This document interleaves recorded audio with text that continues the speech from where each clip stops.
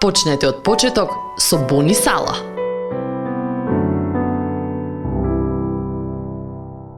Душата моја засолзи од тага.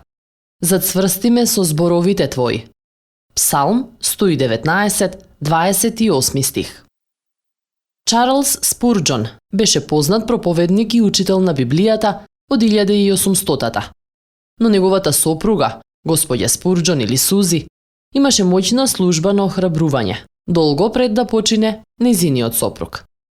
Животот на Сузи беше живот со големо физичко страдање, но таа ги охрабрувала другите, кои биле обесхрабрени поради нејзиниот жив однос со Исус. Кога пристигнала една нова година, таа им пиша на своите пријатели. Можеби за некои од вас, новата година отпочнува во тага и тишина, без веселото одзвонување на звончињата и без радосни клици. Вашите испитувања се тешки, вашите утехи малубројни, жалта ве натежнува. Идејата за непрестаната мака и бреме ве притиска.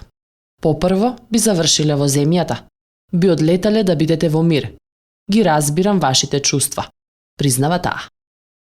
Охрабрувачките зборови на Сузи кои излегоја директно од писмото се уште вистинити. Возљубени пријатели, напиша таа.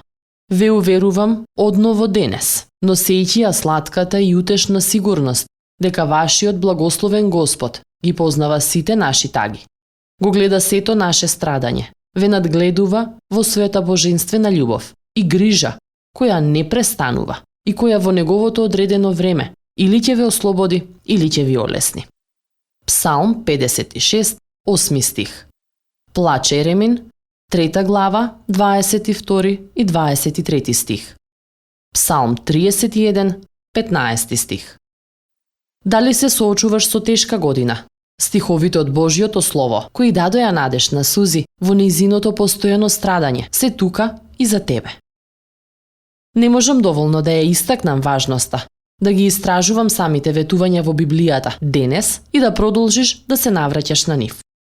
Како писателот од Псалм 119, може да молиш: подигни ме според твојот збор. Псалм 119, 28 стих. Следевте еден момент на рефлексија од Бони Сала. Почнете од почеток со Бони Сала.